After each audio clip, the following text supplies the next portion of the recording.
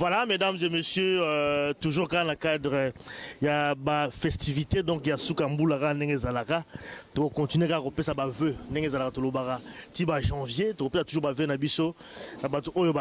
toujours confiance. Au balanda émission, les amis de Witch International, partout au monde.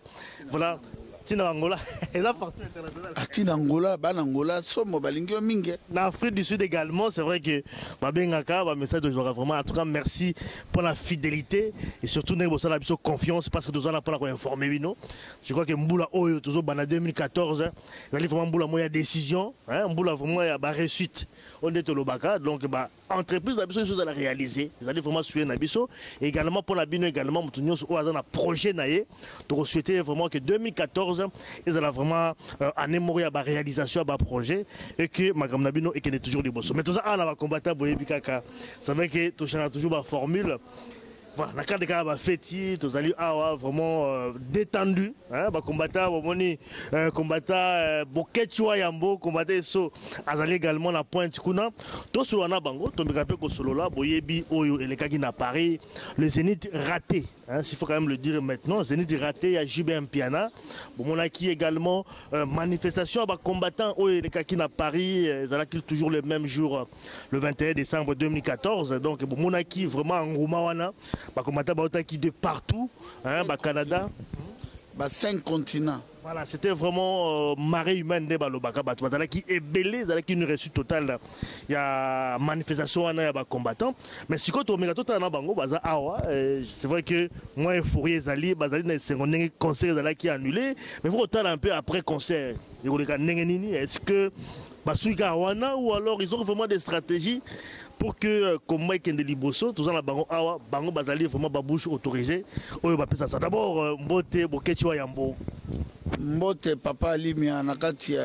www les amis de Wechi rdc.com oyo sungi biso pona ko mobiliser bato awa partout na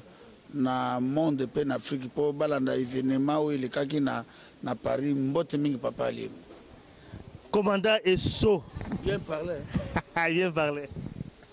Bonne commandant. Oui, en tout cas, na sepeli lisusu mingi en tout cas, joyeuse Noël na bato ebele surtout ba combattant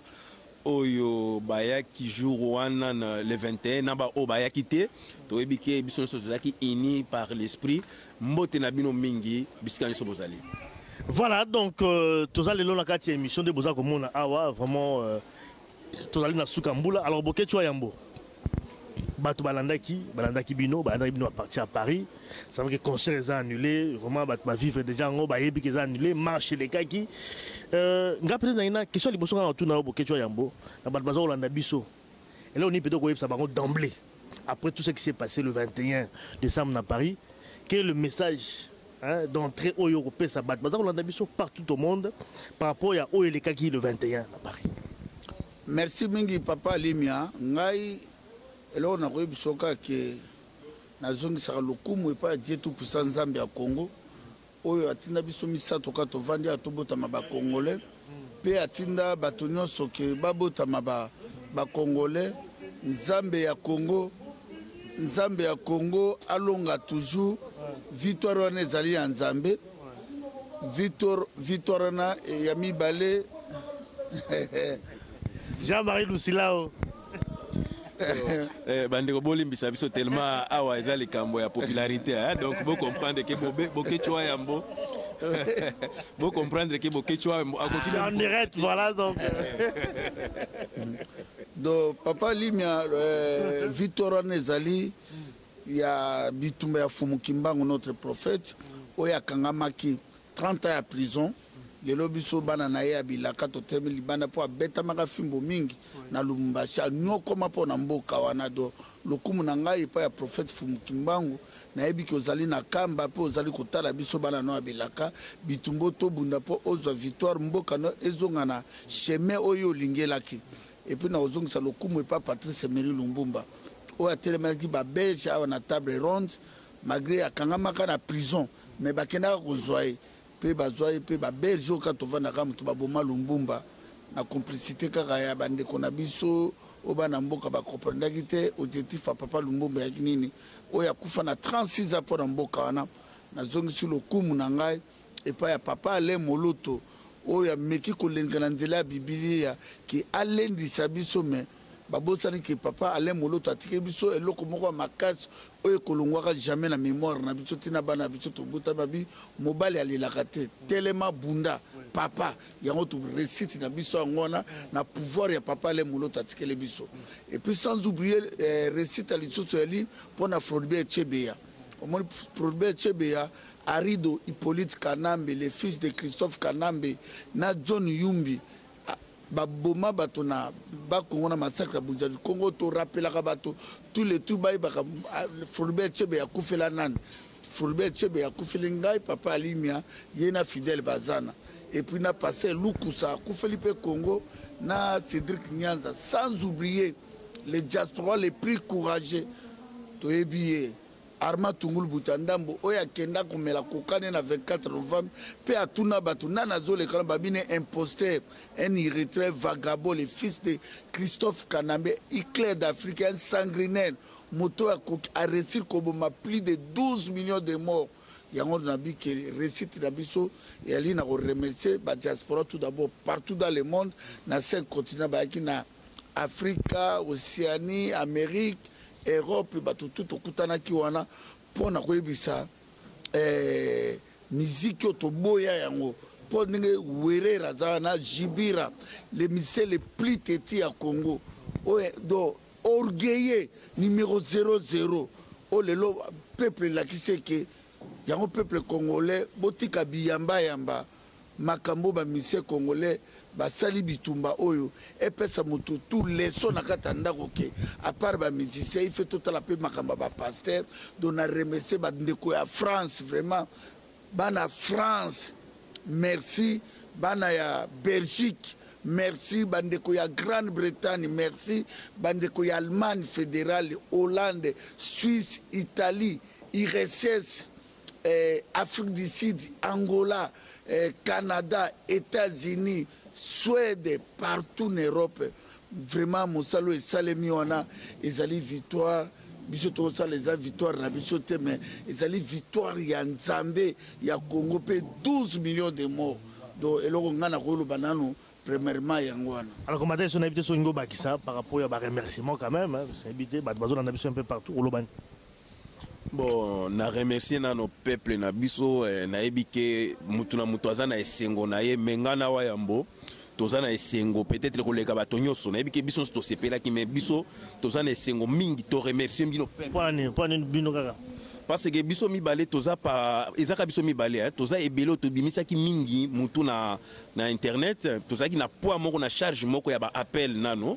ils appellent ba maman mosusu peut-être bandeko ba yebite ba appel ya bato mosusu bazaki premier même kokende osimba kisi eza vraie histoire kosimba kisi poni ouais pour na concert à JBB Tamate les jours où concert ezaki annulé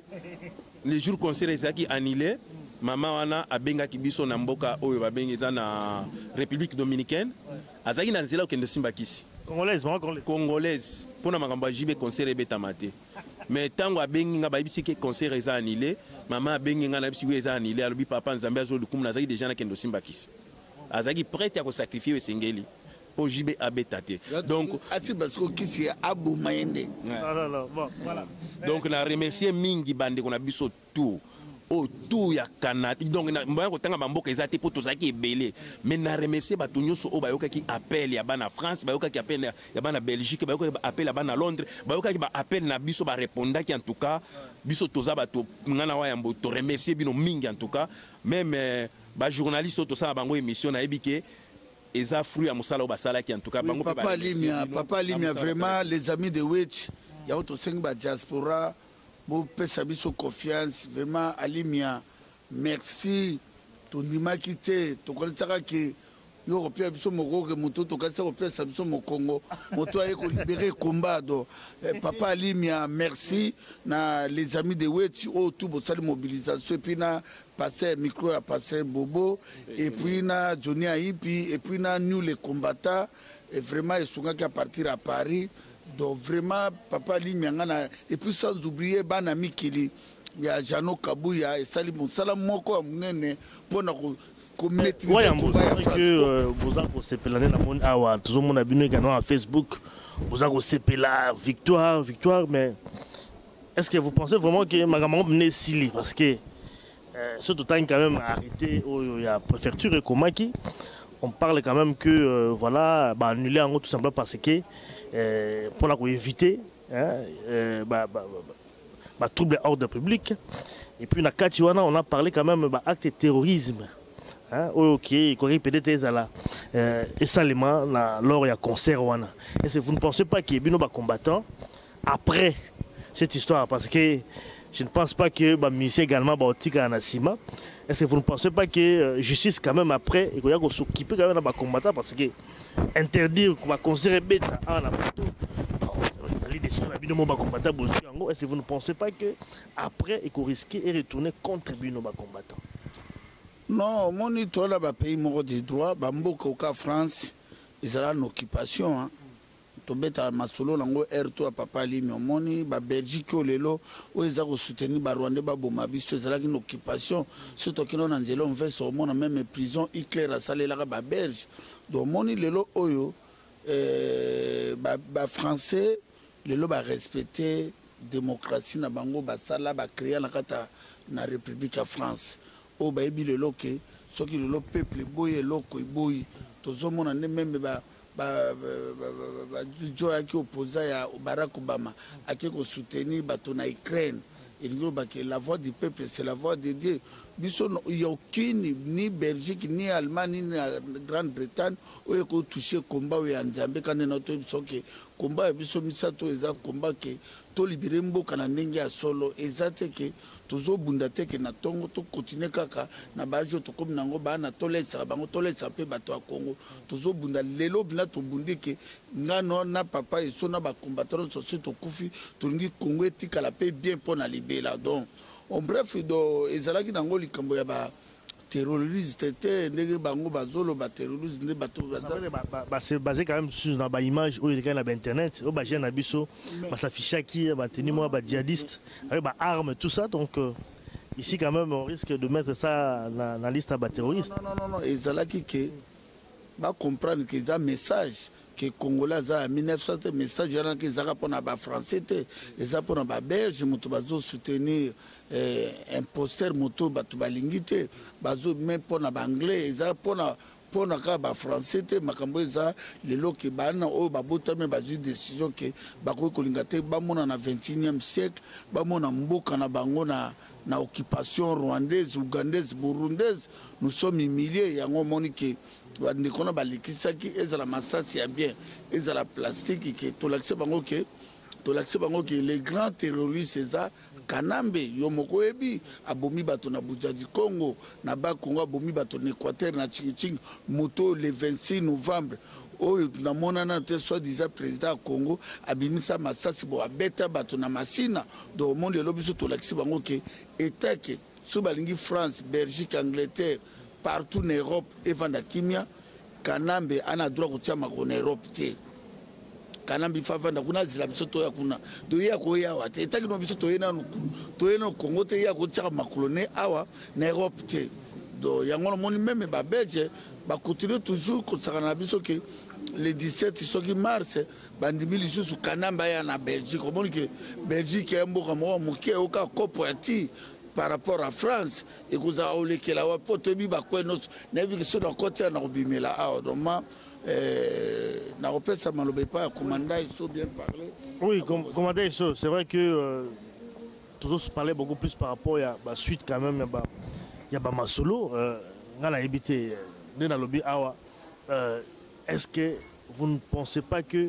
après ça sera aussi la chasse à l'homme binoba combattant parce que voilà, on a déjà que Baye Masombo là il convoqué à Paris, c'était oui bon, d'accord mais soit mais est-ce que vous ne pensez pas que acte bino boza ko poser de lo oyo il ko risquer aussi lobby et retourner contre bino victoire au boza ko sepela lelo et la victoire moya courte durée est-ce que boza ko envisager quand même moi hypothèse on a été nakanisi ke na ndenge bayebe le peuple congolais totika okoma na niveau wana te ya ndenge ya ba image ya bongo oyo biso nyonso toza nango d'accord te tant que ba combattant hein toza nango d'accord te mais ceux qui peuple akomi na niveau wana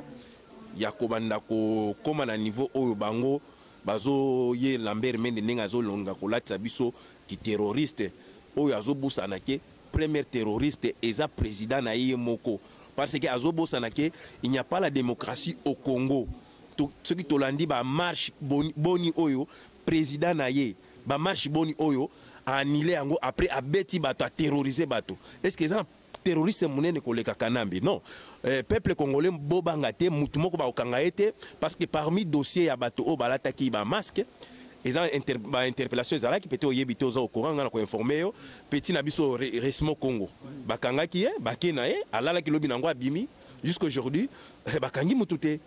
bakangi mutute o eza souci ya Lambert Mende azana souci ke balatisa biso chapeau ya ba terroriste. Est-ce que aussi on a terroriste bokena ye na tribunal a gagné bino bokena ye na niveau judiciaire a gagné bino bokena ye na ba procédure tout a gagné bino? Ça veut dire toza ba terroriste te parce que toza ba terroriste balinga ki ba accorder biso marche te hein baloba ki eza na ba tic terroriste na nkati ya nini ba papier wana tic wana c'est ne pas dire que toza ba terroriste ba moni ki eza ba biloko monsieur eza lokola terrorisme mais ceux qui toza ki branche ba terroriste biso lelo tolinga toza libre. Tonier toza liberté, preuve que ton marché bien encadré par les policiers. Après ton zongi bakangi mutute, ça veut dire il n'y a pas de terroristes au Congo. Hein? Les vrais terroristes, c'est votre. Ici, bon, il n'y a pas de terroristes ici au niveau de l'Europe. Les vrais terroristes, c'est votre président qui dirige par défi, qui tue sans contrôler, il tue n'importe qui quand il veut, où il veut. Ça veut dire votre président. Toi Lambert Mende azam yende mobomia munene oto ebi azo boma azo terroriser peuple ti le l'autre peuple azana kati ya peur peuple azo kokati le l'autre peuple azo kokati le l'autre manifester démocratie te hein ceux qui ameki ko manifester oyo ezali ba droit na ye tozo mona ke azako boma ça veut dire toza ndenge moko na yete biso ne toza boy toza ba démocrate préviqué tokindaki na ba voix oyo eza légal banile concert na ndenge ya légalité donc na ba voix tout normal mais et pas na bango pe ceux qui baza ba démocrate ceux qui baza ba terroriste te est-ce que ba ko accorder peuple congolais pe asala ba marche na Kinshasa? Voilà, c'est ce qui est dit. Alors, mais question peut-être c'est vrai qu'il y a eu concert annulé parce que tout le monde quand même qu'on allait vraiment dans la profondeur à Masolo. Concert annulé. C'est un gars qui JB wana qui nous a proposé qu'il y a déjà date sur avril. Il est mort d'abord à Boyna Yango à réfléchir mais pour la Bango, ils allaient annuler mais reporter. C'est-à-dire qu'il faut revenir. Il faut simplement peut-être que le stratégie de Barosala. Et puis Jiba a déclaré quand même qu'il était quand même bien déterminé pour affronter en tout cas le spectacle. Mais au cas où il revenait, ou alors un autre musicien aussi, parce que c'est comme s'il fallait tout ça. Mais moi je ne sais pas, est-ce qu'il vous a toujours dans la même ampleur? Est-ce que parce que ça risque d'être quand même un peu chaud là-bas jouer Zagoya. Concert à JB, Ezaki qui est annulé, Ezaki interdit. Hein? Concert Ezaki interdit, ça veut dire qu'il y a l'interdiction des musiques congolais au niveau de la France. Donc, bon, c'est en train de dire que concert Kozonga Lelo. Après, JB Azo Kosabato que Nimba proposé date Moussou, c'est faux. Parce que la même Zénith Wana et le bac ils ont la capacité de protéger JB, Naba musicien Nayo. Est-ce que vous avez dans 4 mois, 5 mois, JB, vous avez la capacité de protéger yo? Ou bien les policiers ont la capacité de protéger? Non. Tika ko sabana Congo parce que to yebi ke bozo mona ya peuple na biso na parce que bazana information te hein nga soki bato ya Zénith ba proposer ki nga mutu na ko proposer JB forêt nationale eza a na Belgique biso bato ya Belgique to invité yo yaka obeta na Belgique invitation yango na biso to accordé eza officiel invitation au chola eza solote na invité yo lubanini wayam ngai normal au monde nena lobi lelo ça fait décès à Congo na tika on a maboka peuple congolais libération Congo et pas biso ba diaspora et puis ndenge na lelo na lewa kombo ya ba Jibira Werera Farida ba mission no so na tika lobango lelo tiko lobango lelo parce que tina na bango susu na lobango susu ezate elle était na clôturer dossier nazo clôturer dossier biso tout ba diaspora na komba notre prophète Fumukimbangu 12 millions to clôturer dossier objectif na biso yali to chasser Kanambe cette année de tobaki cette année bituma na biso c'est comme na Congo to salo to ko sala soki musicien mususu ou bien Luka aya a défier on a to comme na niveau ya ndenge bato bazokanisana oya ndenge omona masasi likolo mesa mais so balingi totiela bakamu masasi te bavanda kuna naokiki bakoma obeta na bakongo na mbandaka na Goma c'est bien ntango bomoni ke peuple oyo elingi bino te ata ngai so motu papa alima so obi na ngai lelo boketu koyaka na ndako na katenga na kotuna mpona niso na insiste obi koyaka te na kotikela otati o réfléchir mais bango bazotikela peuple congolais tante donc ngao bref masolo wana ya makaba musique bandeko na ngai Angola biso na Europe to silisi yango tozozela bino nde na bangola botelemela bango na ba Cameroun na ba Afrique du Sud dia basi balonga yango tozozela pelomi bandeko baza na Congo Brazzaville Pointe-Noire bazala pe na esprit oyo biso bandeko ya Europe na Afrique du Sud tozana yango donc pona nga vraiment papa Limia qui na clôturé dossier ya ba musicien donc et puis biso ba congolais to vivre sur na ba rimerté to sali parce que na kata France ba lobi que ba musicien congolais o bazana Kinshasa ba ko ko pesa bango susu espace ya salle moko na parité ah lobi tango lobi interdiction mais là pour le spectacle à JB simplement non ba spectacle tout nde ba lobi que lokola biso ba musicien po ba ko linga te que France na mangi ko ba déborder ba policier ba kufa po tu ba tikaka jibira beta mokolo wana biso to linga to kufa ba soda pe ba jibe ba linga ba kufa po erona to yakina ba biloko ndenge na kati wana yango ka ba monike la voix du peuple jibe ba ba mboa pe bazala bati a préparer déjà ba mboa na be kuto ba 150 mbwana yemo kutu mole ya mboa ya munene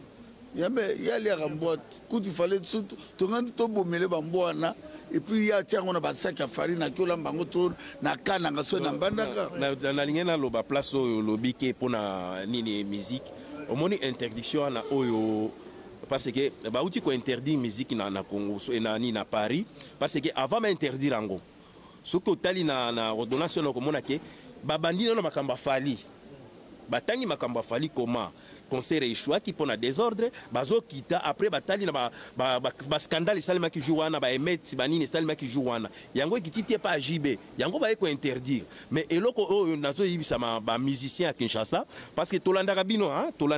bien poto e ba bino boye ba ke position na bino obozo envers JB ce qui boza mael était JB azo a induire bino na erreur grave. Hein? JB à la fin il y a erreur grave, ça veut dire induire une erreur moins grave parce que awa siko ninge komi boye bozui penza interdiction ya ko beta concert jusque na 2000 combien non 2085 donc pas de musique congolais en Europe hein après nazo senga na fatwa ya bakombata eza biso nde miso batu tolobaka soki tolobi ndenge tolobi boye ba combattant Sala Suko Jibira à mon 1966, Ouerera à mon 1965, Tia Kofi combien, calculé Tina 2085, Jibira au Komanamboula Boni. Donc, bato oyo ba puya ki JB na ba pesa ki conseil en tout cas na féliciter ni Kofi Mwamuke, na monde que il est le plus intelligent à se réserver qui appuya qui était mais a utinde ko ba buzo ba nasuka ke ba combattant mutema mabe mais a se réserver ki a pesa ki conseil te po ayebi ke JB ko beta concerter mais ba o nyonso ba appuya ki JB ba yeba ki ke bazo kende ko zindisa moninga na bango na libulu ndenge za bo JB a komi na liste ye wera muto azaki première position JB yo muto komi na première position ça veut dire JB à part poto soki oyoki ke jour moko mbume kalingami na Kinshasa yeba ke présence na biso na Kini JB Luka okende na Kabila. Pour ce que na été en tout cas ou bien kozala koka ou bien ozo kende penza ko composer album kuna bisika ba musicien na biso to saka bango bazali. Après na zolo baboy. Na ba toto nyoso ba teka ba CD. Ba to teka ba disque.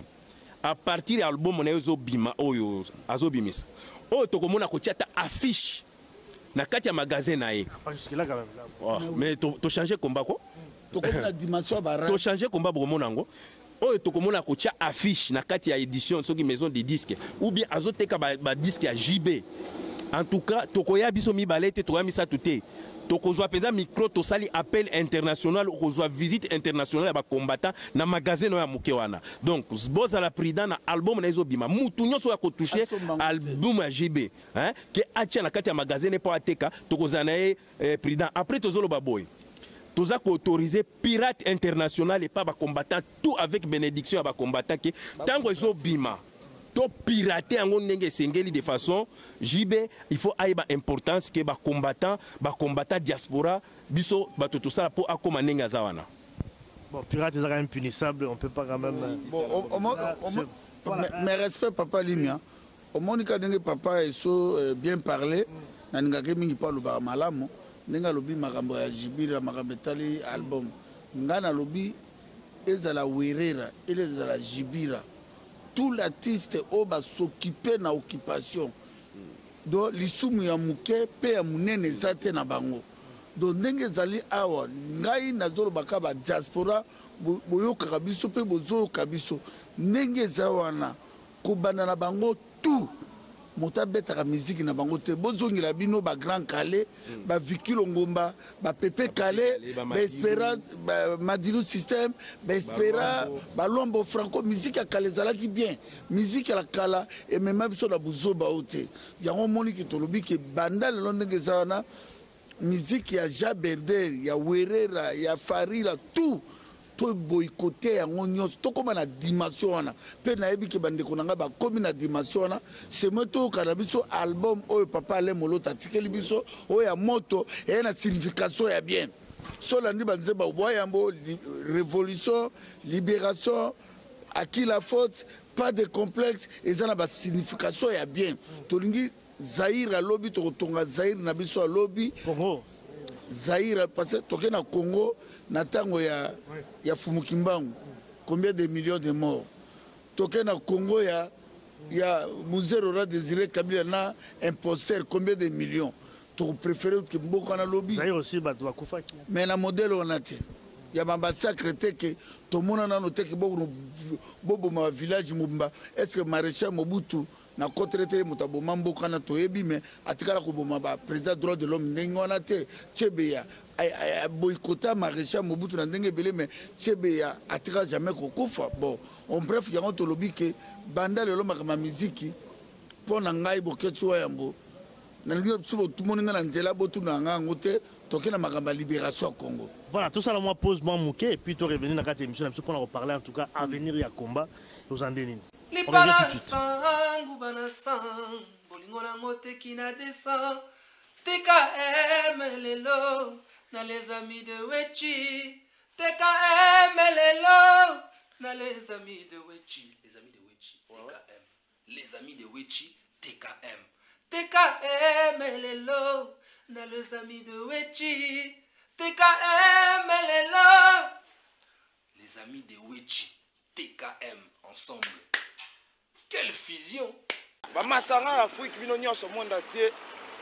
eloko banda ko zela ya ngoyo ndesko yeli susu na kati ya Belgique ah biso bana bela na Bruxelles émission bakasi honnête oyo et ça la be part samboko et ça tie ça le wetie Bamasanga Afrique le Bruxelles mto pese ya bino ndo ça émission moko nombre one oyo ba nombre one do ya lisapio wala ba lisapio les amis de Wit parti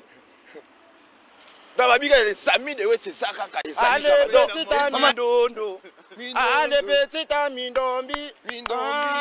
chekina utakimboga na ye nakaniza kishega kolinganga likola kolanda kitoko na ye mwana oyo bote na ye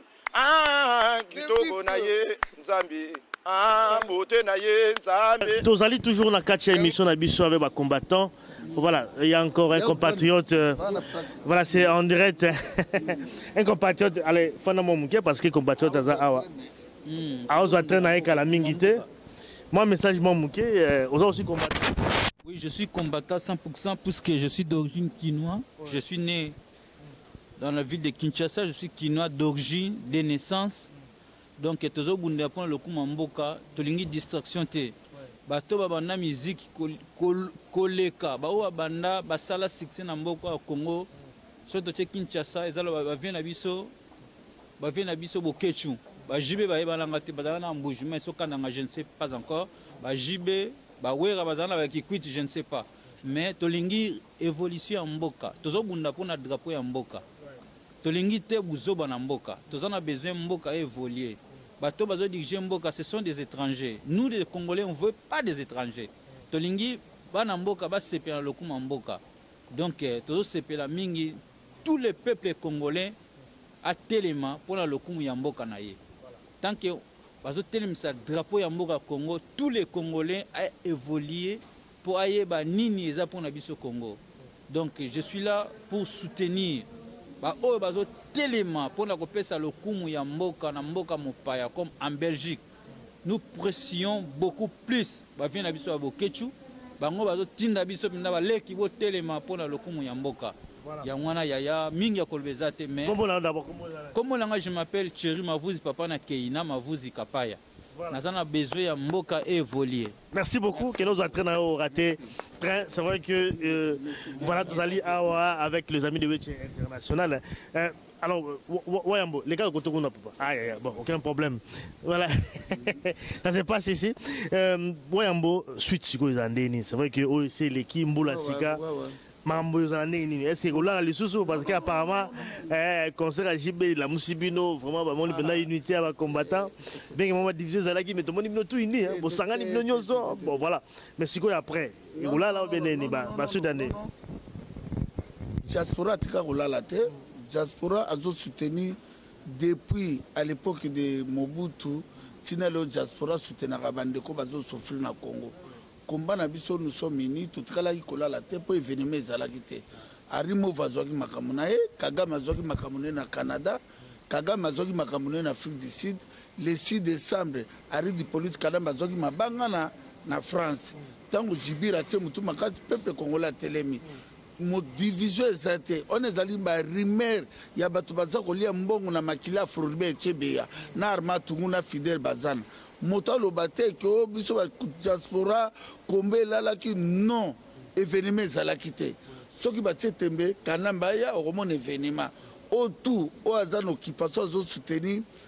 imposer soit tie makolone en Europe akomona démonstration force kozala combat etika nango kolala tona makambo lokuta a chifo ezali bato bakota na Facebook bakuta na ba papi tamba ba wivin moleka yango batiaka ba commentaire wana awa exemple moni na tie bato ba tellement bref na lobika ke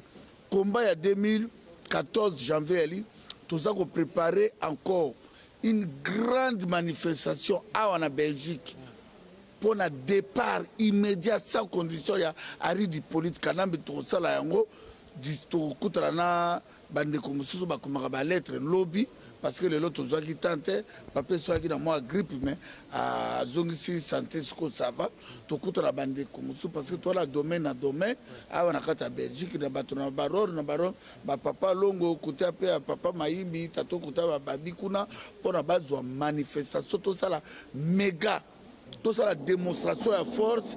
ndenge ba marche zalaki marche zala fois 1000 koleka wana même de tout ça qui à Paris et ko salema awa et puis tout ça la préparation encore il y a conférence tout préparer encore conférence ya munene et ko na Belgique et ko réunir toutes les diaspora comment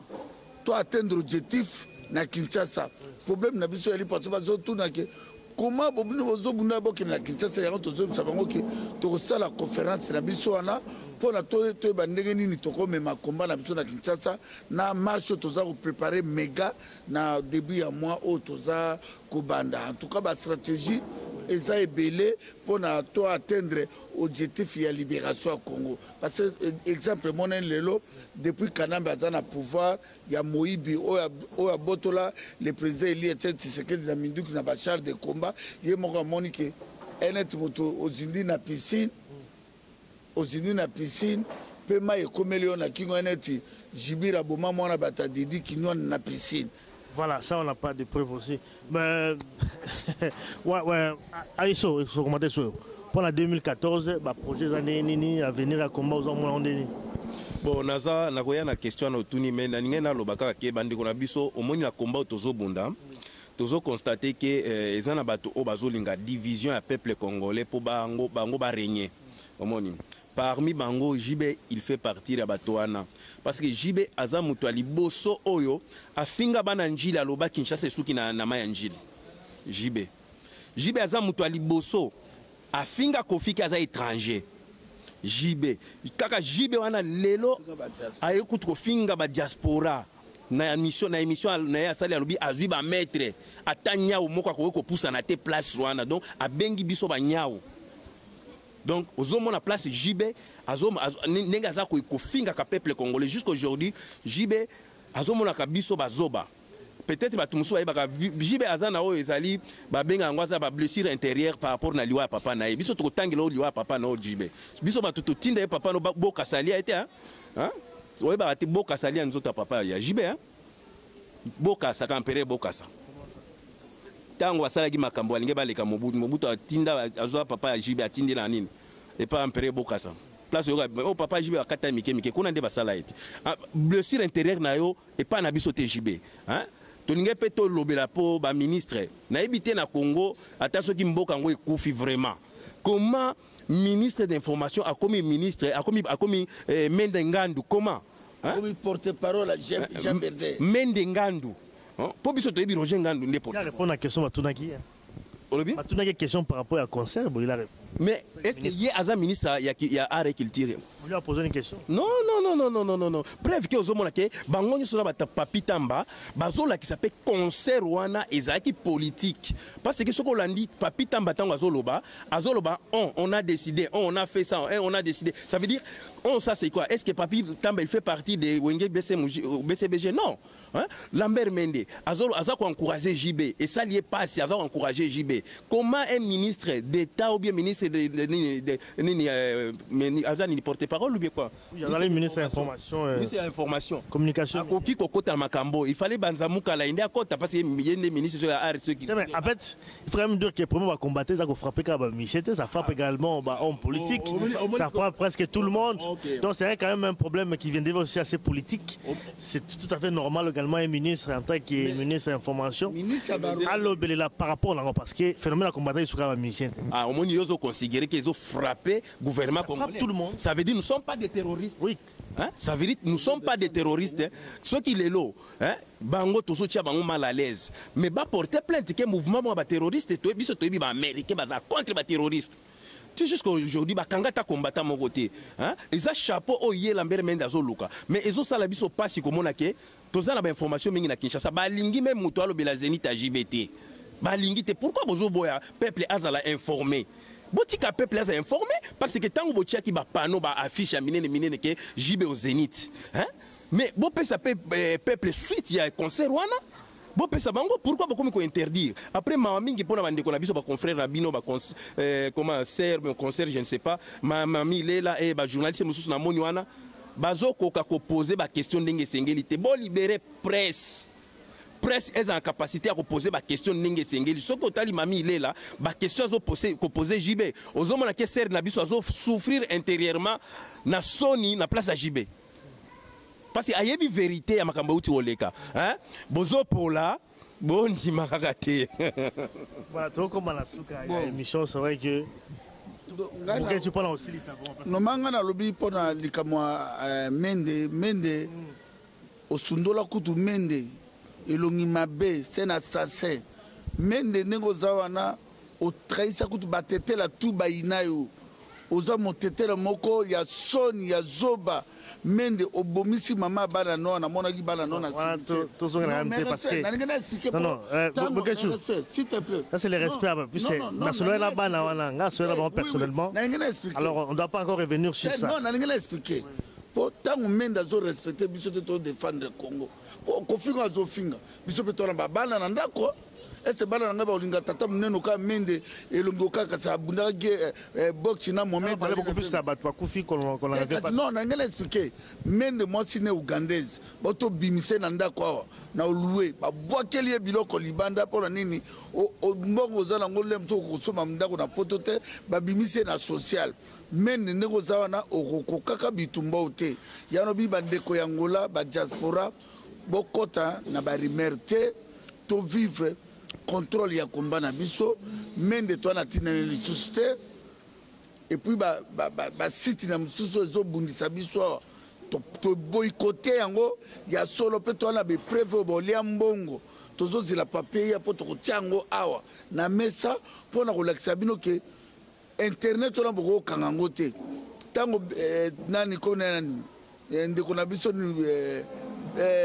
Big Get azoki idena ndeko biso ya Facebook yo moto lelo oyo obanda ko fuka melango zo betelanga porte kokoko na la mungi na hotel yaka na tombelanga site na ngai lelo kenda olia mbongo pe be preuve zali pe moto ayena be preuve ici a komi awa na ko bimisa $150,000 o boleke pa ya Moïse Katumbi na Kanambe ke bo étouffer combo mais boko quitter eza Congo mikili na Congo number 1 bozo sale la pouvoir et occupation. Et puis tolobi boy tous les basiti wana tona ba les amis de Wetibo le Canabino tona Congo asika 1.com o tolobi o ya kumeko lekisa collabo traite bato ba otake pa Kanambo lekisa ba na poto to luka bino na banda kona bino nyoso pe il y a aucun problème mais respect tona kata combat tango na zongi tango muselé quand même presse également ici comme la Congo va museler presse mais oui mais la guerre hein mais la guerre hein les guerre hein ce qui yote mais bato ba télémité pourquoi yozana biso bien pourquoi zo défendre biso mona papa Mongala pourquoi zo défendre pourquoi bangote to lobby boy Congo number 1 na Congo mikili moto nyonso to komona